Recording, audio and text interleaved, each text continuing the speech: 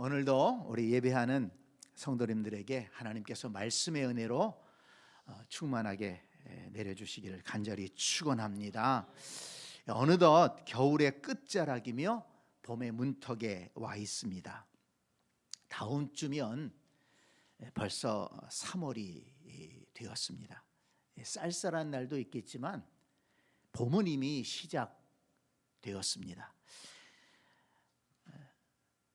3월의 봄이면 자연 만물이 겨울잠에서 깨어나 새순이 돋게 될 것입니다. 학생들은 새로운 학교 또 새로운 학년에서 새롭게 공부를 시작할 것이고, 농부들은 밭을 갈고 씨 뿌릴 준비에 바쁠 것입니다. 우리 눈에 보이지 않지만 풀과 꽃과 나무를 비롯한 이 자연 만물은 지금 창조의 질서를 따라 새로운 싹을 내고 꽃을 피우고 열매를 맺기 위해서 지금 열심히 일하고 있을 것입니다. 우리 눈에는 잘 보이지 않아요. 그렇지만 지금 자연 만물이 창조의 질서를 따라 열심히 움직이고 있을 것입니다. 그러니까 때가 되면 거기에서 새순이 나오고 새로운 잎이 나오고 꽃이 피고 또 열매를 맺게 될 것입니다. 그래서 봄은 어느 계절보다 부지런한 계절입니다. 겨울의 움츠림에서 기지개를 펴고 다시 일어나 새로운 일을 시작하고 도전하는 아름답고 복된 계절인 것입니다.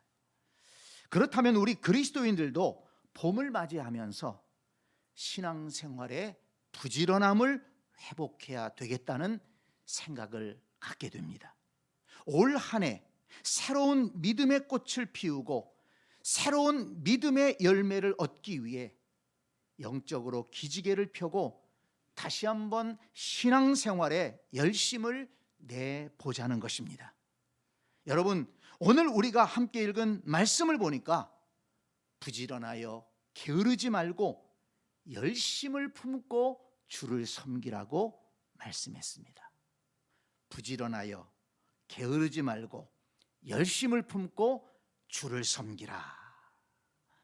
이 말씀은 이제 새봄을 맞이하는 우리 그리스도인들에게 꼭 필요한 말씀이라고 생각합니다. 올 한 해도 하나님이 생명을 주셔서 살게 하신 줄을 믿습니다. 그렇다면 올 한 해도 우리 각자가 피워야 할 꽃이 있고 우리 각자가 맺어야 할 열매가 있는 것입니다. 봄을 시작하며 부지런하지 못하고 게으르게 되면 봄에도 여름에도 꽃을 피울 수가 없어요. 가을에도 열매를 맺을 수가 없습니다. 그것이 자연의 법칙입니다. 마찬가지로 우리 신앙인들도 영적으로 부지런하지 못하면 어떤 믿음의 열매도 맺을 수가 없는 것입니다. 그러므로 이 새로운 시작의 계절 봄에 저와 여러분 모두가 신앙생활의 열심을 회복하고 힘있게 달려가서 올 한 해도 우리가 피워야 될 그 믿음의 꽃을 피우고 또 우리가 맺어야 될 그 아름다운 열매들을 풍성하게 맺을 수 있는 복된 성도들이 다 될 수 있기를 간절히 축복합니다. 성도 여러분, 우리가 그리스도인으로서 신앙생활에 열심을 회복해야 되는 것은 우리를 향한 하나님의 뜻이 있기 때문입니다. 디도서 2장 14절 말씀을 보니까 이런 말씀이 있어요. 그가 우리를 대신하여 자신을 주심은 모든 불법에서 우리를 속량하시고 우리를 깨끗하게 하사 선한 일을 열심히 하는 자기 백성이 되게 하려 하심이라 그랬습니다. 무슨 말씀입니까? 예수님께서 우리를 대신하여 십자가에 못 박혀 죽으신 것은 우리를 속량하시고 우리를 깨끗하게 하심이라고 그랬습니다. 우리는 그것을 믿습니다. 예수 그리스도께서 십자가에 달려 죽으심으로 우리는 모든 죄에서 사함을 얻고 우리를 속량하셨습니다. 우리를 깨끗하게 하셨습니다. 그런데 여러분, 거기에서 끝나는 게 아니에요. 왜 그렇게 하셨느냐? 그 다음의 말씀을 잊어서는 안 됩니다. 선한 일을 열심히 하는 자기 백성이 되게 하려 하심이라. 예수 그리스도께서 우리를 속량하시고 깨끗하게 하신 것은 선한 일을 열심히 하는 하나님의 백성이 되게 하심이라, 이렇게 말씀하셨습니다. 그렇기 때문에 우리가 하나님을 섬기는 일에 열심을 낸다는 것은 구원받은 백성으로서 당연한 일이고 하나님의 뜻을 이루어 드리는 일이라는 것입니다. 여러분, 우리가 그리스도인으로서 예수 그리스도의 십자가의 은혜를 믿고 그 은혜를 감사하기 때문에 우리가 이 자리에 나와서 예배하는 것이 아니겠습니까? 저와 여러분들 속에 그 믿음이 있는 줄 믿습니다. 예수 그리스도의 십자가의 은혜로 영원히 죽을 수밖에 없는 우리가 죄 사함을 받고 속량함을 받고 깨끗함을 받고 하나님의 자녀로 거듭났다는 것을 우리는 믿습니다. 여러분, 이것이 우리의 진심입니다. 우리의 믿음이 진심이기 때문에 우리는 이 시간 하나님 앞에 나와서 예배하는 것입니다. 여러분, 그 은혜의 사건이 얼마나 놀라운 사건입니까? 그 은혜의 사건을 진심으로 믿기 때문에 오늘 우리는 하나님 앞에 나와 예배하는 것입니다. 여러분 보세요. 그 믿음이 진심이 아니라면 여기에 나올 이유가 없는 것입니다. 이 일요일이라고 하지요. 우리는 주일이라고 부릅니다. 우리는 이날을 주일이라고 부르면서 남들은 여유롭게 좀 늦잠도 자고 쉬기도 하고 또 오라는 데도 많고 또 가고 싶은 데도 많지 않습니까? 그렇지만 우리가 이날을 주일로 부르면서 주일마다 예배당에 나와서 하나님을 찬양하고 예배하고 봉사하는 것은 하나님의 사랑과 예수 그리스도의 은혜를 믿고 감사하는 마음이 진심이기 때문에, 진심으로 그 은혜에 감사하기 때문에 우리는 이렇게 신앙생활을 하고 있는 것입니다. 그렇다면 우리의 믿음이 진심이라면 그 다음에 선한 일에 열심하는 하나님의 백성으로 살아가야 한다는 것입니다. 여러분, 우리가 주님을 믿고 그 은혜에 감사하는 것에서 머물러 있어서는 안 된다는 것입니다. 하나님의 뜻을 따라 선한 일을 열심히 하는 하나님의 백성으로 살아가야 될 줄로 믿습니다. 그렇다면 여러분, 우리가 예수 그리스도를 향한 마음이 정말 진심인가?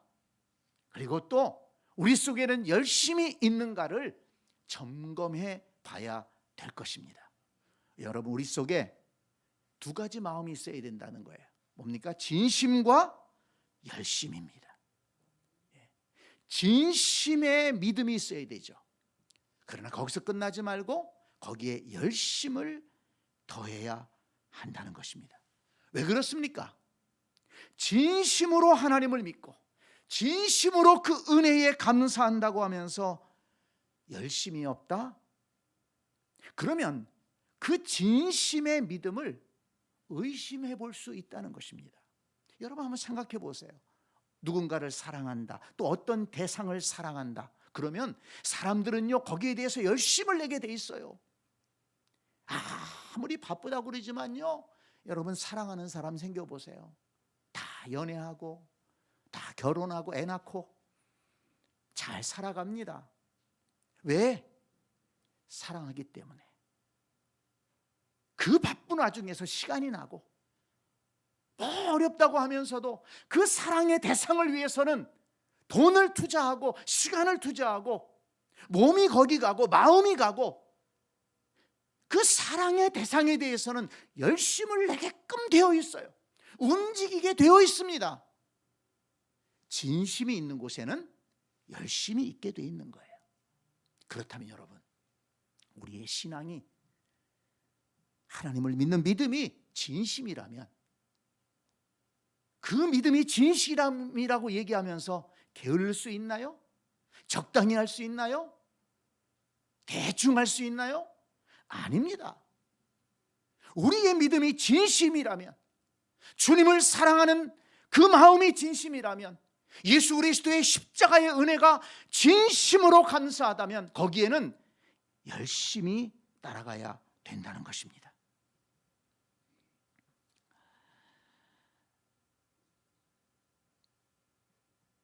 그래서 요한계시록 3장 19절을 보면 주께서 라오디게아 교회를 향해 이렇게 말씀하십니다. 네가 열심을 내라, 회개하라. 아니, 열심을 내라 그러면서 그 다음에 회개하라, 그 말씀을 붙였어요. 왜 그럴까요? 한마디로 말하면 라오디게아 교회 성도들이 주님을 믿는다고 하면서 열심을 잃어버렸다는 것입니다. 거기 3장 15절을 보면 구체적으로 말씀합니다. 내가 내 행위를 아노니 내가 차지도 아니하고 뜨겁지도 아니하도다. 내가 차든지 뜨겁든지 하기를 원하노라. 열심을 회복하라는 것입니다. 주께서 그들을 보시니까 그들은 영적으로 곤고하고 가련하고 가난하고 눈멀고 벌거벗은 상태였다는 것입니다. 그런데 그들은 잘 알지를 못했어요. 그러면서도 여전히 자신들의 믿음은 부요하고 자신들은 의롭고 자신들은 영적으로 눈이 열려있다라고 그렇게 착각하고 신앙생활을 하고 있었다는 것입니다.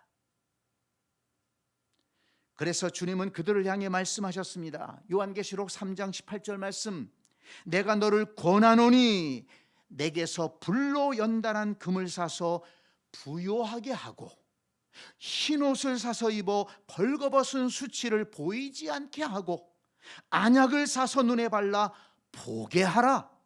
무릇 내가 사랑하는 자를 책망하여 징계하노니 그러므로 내가 열심을 내라, 회개하라.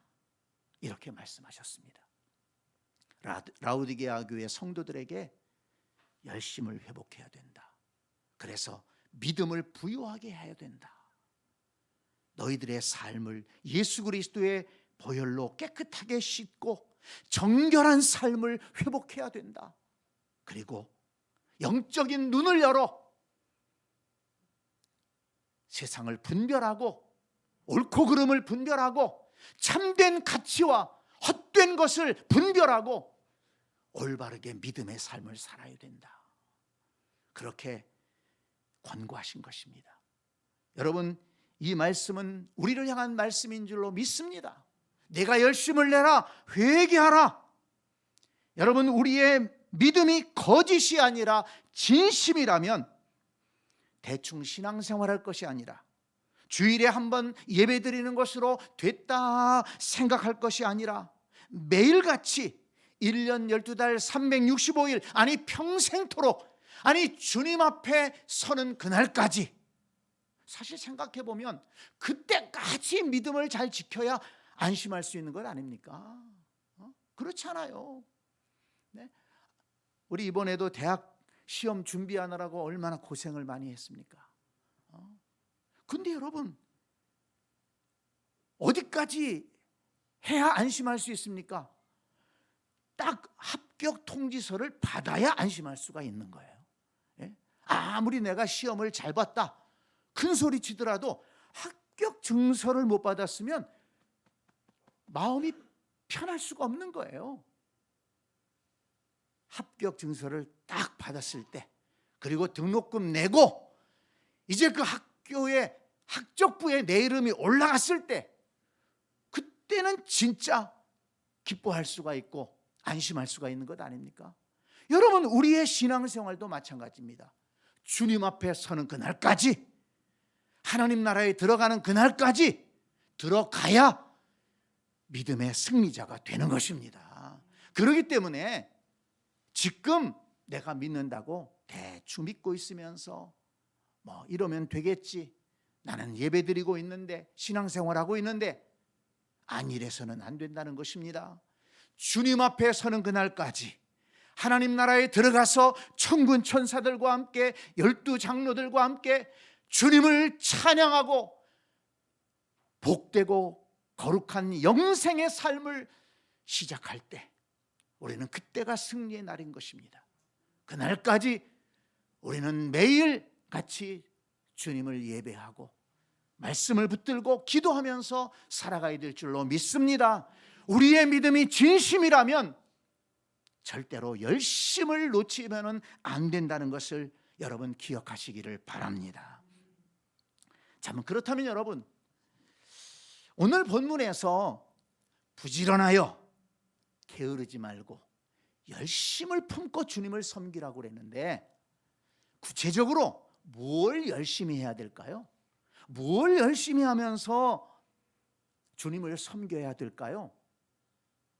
성경 말씀에서 우리에게 가르쳐 주는 것이 있습니다. 오늘 우리가 11절 말씀만을 읽었습니다마는 1절부터 그 앞에 10절까지 보면 중요한 세 가지를 말씀합니다. 여러분 이거 잊지 말고 오늘 마음에 담고 돌아가실 수 있기를 바랍니다. 먼저 1절 말씀 보세요. 자, 1절 말씀을 다 같이 한번 읽어보겠습니다. 시작. 그러므로 형제들아, 내가 하나님의 모든 자비하심으로 너희를 권하노니 너희 몸을 하나님이 기뻐하시는 거룩한 산제물로 드리라. 이는 너희가 드릴 영적 예배니라. 아멘. 우리 한번 따라서 합니다. 영적 예배. 여러분, 부지런하여 게으르지 말고 열심을 품고 주를 섬기라. 무엇을 하라는 말씀입니까? 영적 예배를 드리는데 열심을 내라는 것입니다. 그러면 영적 예배가 무엇입니까? 여기 분명하게 말씀하고 있잖아요. 너희 몸을 하나님이 기뻐하시는 거룩한 산 제물로 드려라. 우리 몸을 산 제물로 드리라는 것입니다. 이게 무슨 말입니까? 구약 성경 읽어보신 분들은 아실 거예요. 구약 시대에 제물을 가지고 하나님 앞에 제사 드리러 나가면은 그 제물은요 죽습니다. 제일 먼저 그 제물을 잡아요. 제사장이 죽입니다. 그리고 피를 다 쏟습니다. 내장을 다 꺼냅니다. 그리고 모든 살은 다 각을 떠서 제단 위에 올려놓고 불을 살라서 태워드리는 거예요. 하나님께서 그 향기를 받으신다고 그랬어요. 그게 불살라 드리는 예배예요. 그게 하나님이 기쁘시게 받으시는 번제입니다. 그런데 오늘 이 말씀에서는 너희 몸을 산제물로 드려라. 구약시대처럼 죽여서 드리는 게 아니라 우리 몸을 산제물로 드려라. 온 마음과 온 인격을 다해서 하나님을 예배하라는 것입니다. 그러니까 여러분, 부지런하여 게으르지 말고 열심을 품고 주를 섬기라고 할 때 제일 먼저 우리가 열심히 해야 될 게 뭐냐 하는 것입니다. 성경은 우리에게 예배라고 말씀하는 것입니다. 영적인 예배를 드려라. 너희 온 몸을 다해, 온 마음을 다해, 온 삶을 다해 하나님을 예배하는 것을 열심내라 말씀하는 것입니다. 여러분, 왜 그렇게 예배를 강조하는 것일까요? 2절 말씀을 보세요. 자, 2절 말씀도 1절 말씀과 연결되는 말씀입니다. 같이 한번 읽어보겠습니다. 너희는 이 세대를 본받지 말고 오직 마음을 새롭게 함으로 변화를 받아 하나님의 선하시고 기뻐하시고 온전하신 뜻이 무엇인지 분별하도록 하라. 여러분 뭐라고 그랬습니까? 이 세대를 본받지 말고, 이 세대를 본받지 말고. 이 말씀을 읽으면서 생각나는 말씀이 있어요. 히브리서 10장 25절입니다. 히브리서 10장 25절에 보면 모이기를 패하는 어떤 사람들의 습관과 같이 하지 말고 오직 권하여 그날이 가까움을 볼수록 더욱 그리하자. 주님 오실 날이 가까워질수록 더욱 열심히 모이라는 것입니다. 더욱 열심히 예배해라. 내 마지막 때가 되면 사람들이 자꾸 모이기를 싫어한다는 거예요. 예배드리기를 싫어한다는 것입니다. 이런 핑계 저런 핑계 대면서 예배하기를 싫어한다는 것입니다. 너희들은 그렇게 하지 말아라. 마음을 새롭게 함으로 변화를 받아 오직 권하여 서로 권면해서 예배드리기를 힘써라. 이렇게 말씀했습니다. 그렇습니다. 오늘 우리 시대에 많은 사람들이, 교회 다니는 많은 사람들조차도 예배드리기를 싫어하고 예배를 자꾸 멀리하려고 하고 그저 최소한의 예배로 만족하려고 하고, 또 이런 일 있으면 예배 빠지고 저런 일 있으면 예배 빠지고, 예배를 너무나도 가볍게 여기는 것을 볼 수가 있습니다. 여러분, 오늘 이 말씀을 마음에 담으시기를 바랍니다. 부지런하여 게으르지 말고 열심을 품고 주를 섬기라. 그 첫 번째는 우리가 영적으로 예배하는 것, 우리의 몸과 마음을 들여 하나님을 예배하는 것이라는 것을 잊지 마시기 바랍니다. 여러분, 예배는 그리스도인에게 가장 기본적인 의무라는 것입니다. 하나님은 우리를 부르셔서 예배 받으시기를 원합니다. 그것이 성도의 기본적인 책무라는 거예요. 예배하지 않는 성도는 성도라고 할 수가 없어요. 살아계셔서 역사하시는 하나님, 온 우주 만물의 창조주요 내 생명의 주인 되시는 하나님, 나를 지금도 인도하시고 영원까지 이끌어 주실 우리 하나님, 그 하나님을 찬양하고 예배하고 높여드리는 것이 성도의 기본적인 의무라는 것입니다. 그래서 예배를 중요하게 생각하고 예배에 열심을 내야 되는 것입니다. 또한 여러분, 예배는 우리의 신앙을 지켜주는 기둥이기 때문입니다. 여러분, 예배를 내가 드리는 것 같죠? 근데 여러분, 예배를 드리게 되면은 그 예배가 나를 지켜줍니다. 내가 예배를 드리지만 예배가 나를 지켜줘요. 여러분 보세요. 예배를 멀리하면서 믿음 좋은 사람 봤어요? 예배를 멀리하면서 예배 그저 가끔 드리면서 충만한 사람 봤습니까? 그럴 수 없어요. 여러분, 예배는 우리의 믿음을 지켜주는 중요한 은혜의 방편입니다. 예배는 은혜의 통로입니다. 하나님은 예배를 기뻐하시기 때문에 예배하는 사람들 속에 계신다고 그랬습니다. 그리고 예배하는 사람들 속에 은혜를 주십니다. 예배하는 중에 여러분 응답받는 일이 있을 겁니다. 예배하는 중에 치료받는 일이 있을 겁니다. 예배하는 중에 하나님의 음성을 들을 때가 있을 겁니다. 하나님은 예배를 기뻐하시고 예배하는 사람을 좋아하시고 예배하는 자에게 약속하신 은혜가 있는 것입니다. 그러므로 성도 여러분, 우리 그리스도인들은 예배하는 데 열심을 내야 된다. 예배를 소홀히 하면 안 된다. 오늘 여러분 꼭 기억하시고 예배의 열심을 회복할 수 있는 우리 모두가 될 수 있기를 간절히 축원합니다. 자, 3절 말씀 보겠습니다. 두 번째로 우리가 열심 내야 될 것이 무엇인가? 자, 3절로 8절까지의 말씀을 같이 읽겠습니다. 같이 읽습니다. 시작. 내게 주신 은혜로 말미암아 너희 각 사람에게 말하노니 마땅히 생각할 그 이상의 생각을 품지 말고 오직 하나님께서 각 사람에게 나누어 주신 믿음의 분량대로 지혜롭게 생각하라.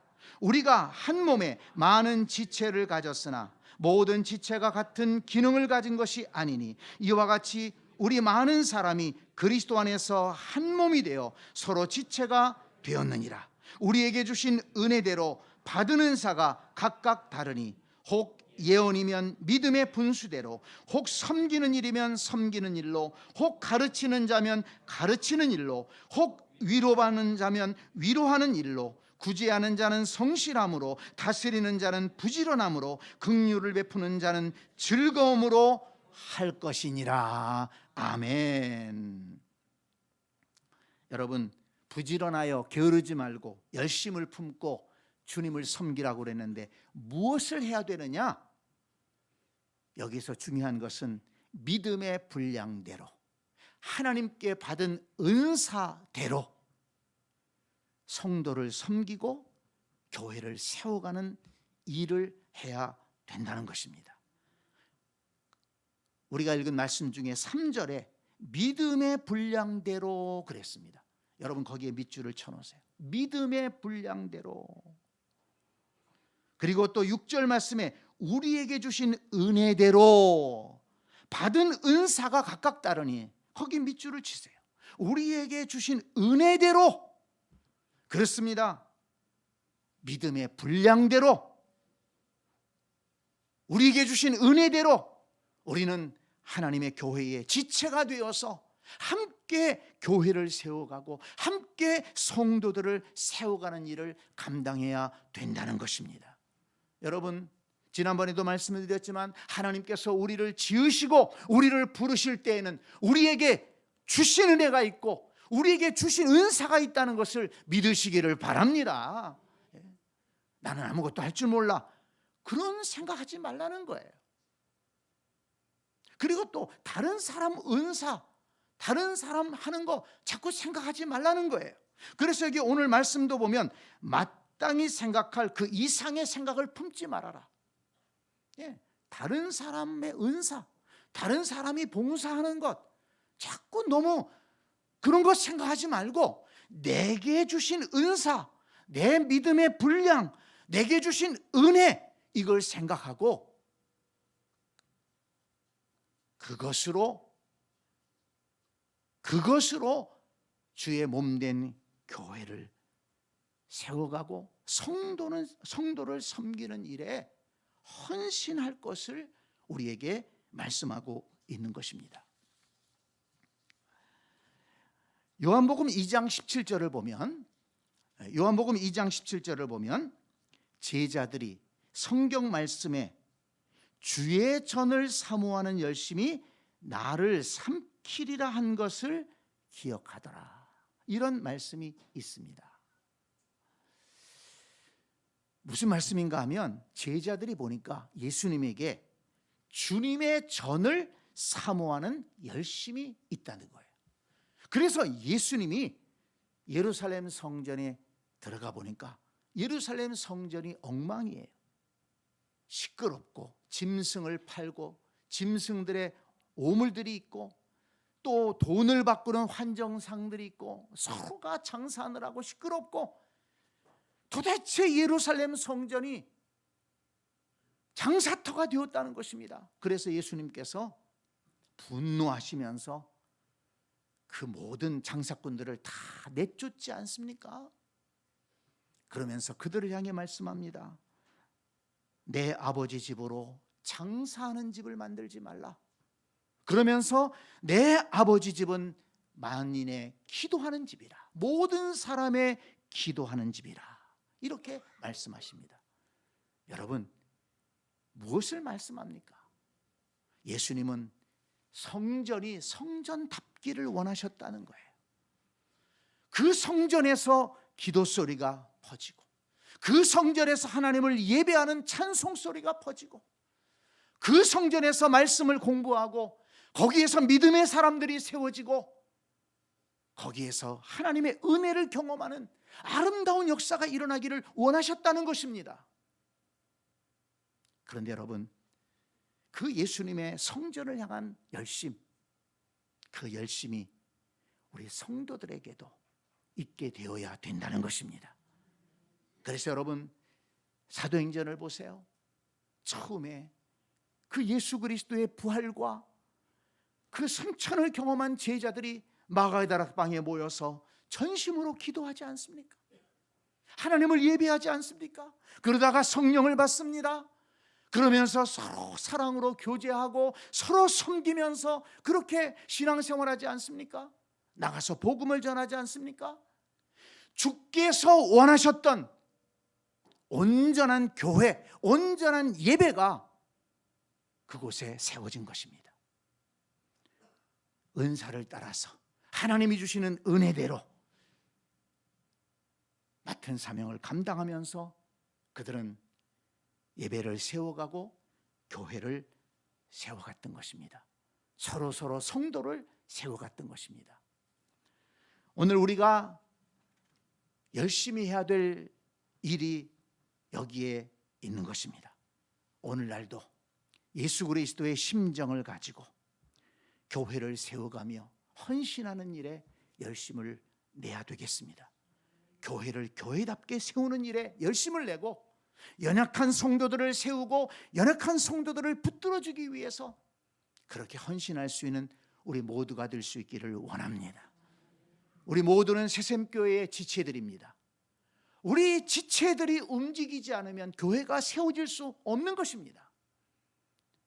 우리 몸의 모든 지체가 움직임으로 우리가 살아갈 수 있듯이 우리 새샘교회 모든 지체들이 각자의 은사를 따라 각자 받은 은혜대로 헌신함으로 열심을 내므로 하나님이 기뻐하시는 교회로 세워지는 그런 아름다운 역사가 있게 되기를 간절히 축원합니다.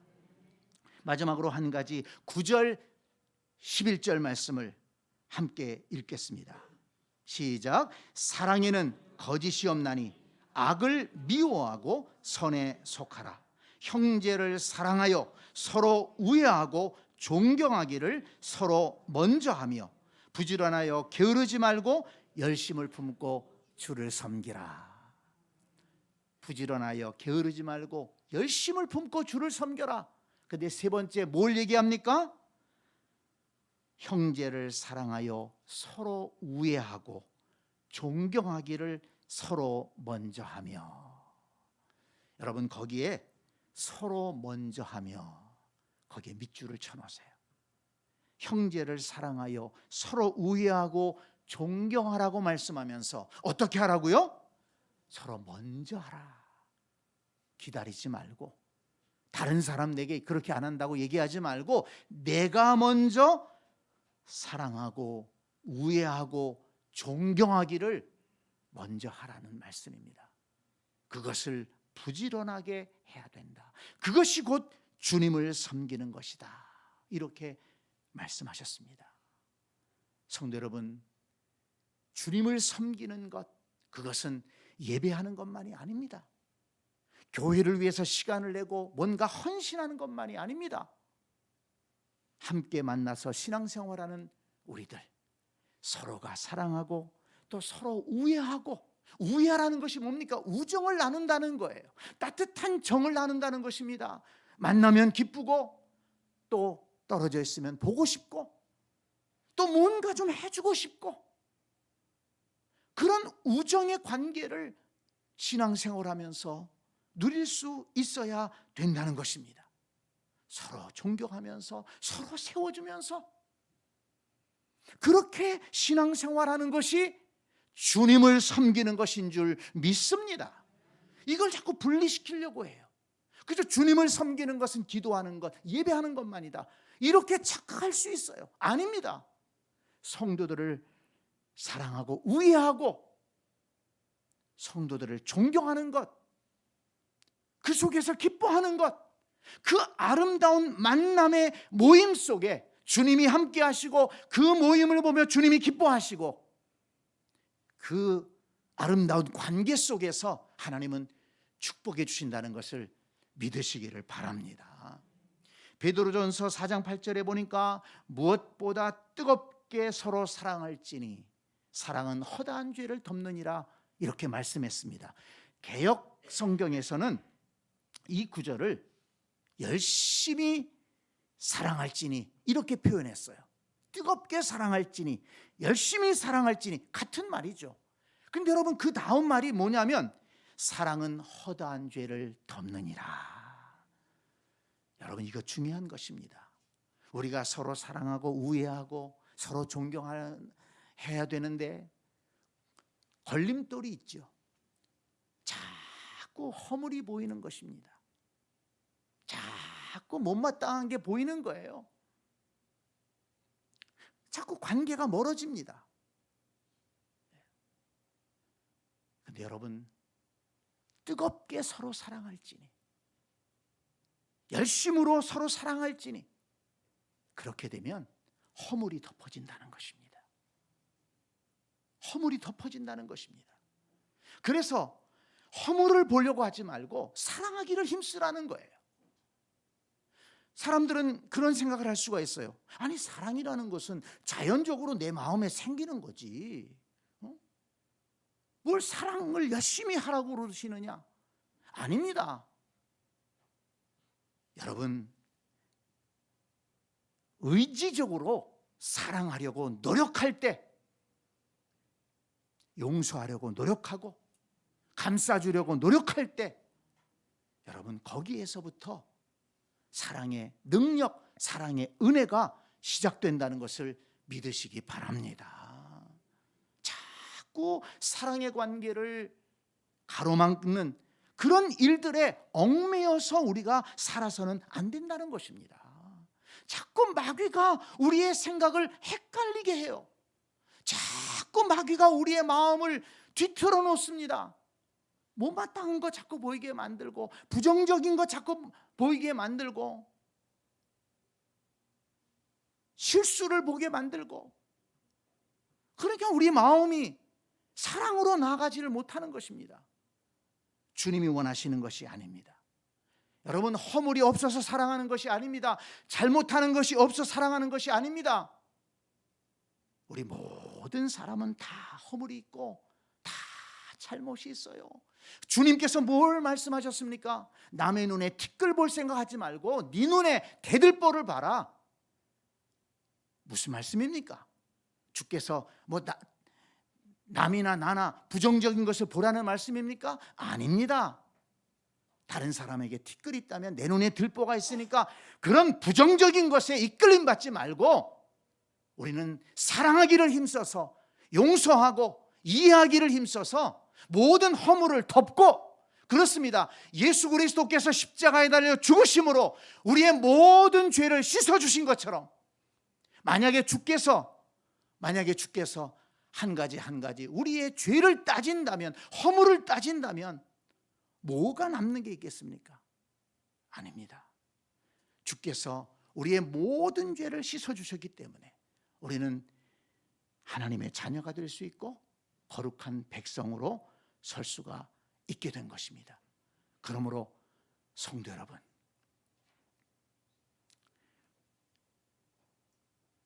사랑하기를 힘써서 우리의 모든 허물을 덮어주며 주의 몸된 교회를 세워가는 우리의 신앙생활이 되어야 될 줄로 믿습니다. 그래서 오늘 무엇보다도 뜨겁게 사랑할지니 우리에게 말씀하고 있습니다. 자, 성도 여러분, 오늘 부지런하여 게으르지 말고 열심을 품고 주를 섬기라, 3가지 생각해 봤습니다. 온 몸과 마음을 다해 하나님을 예배하는 것, 열심을 회복합시다. 그리고 은사를 따라 받은 은혜대로 성도를 섬기고 주의 몸된 교회를 세워나가기 위해 힘쓰는 그 삶을 회복하기를 바랍니다. 그리고 서로 사랑하고 서로 우애하고 서로 존경하기를 열심내는 우리 모두가 될 수 있기를 바랍니다. 열심을 품고 주를 섬기라는 것은 그래서 부담되는 말씀이 아니에요. 하나님을 예배함으로 우리 하나님을 기쁘시게 하고 그 예배를 통해서 주시는 은혜를 누리며 살아가라는 것입니다.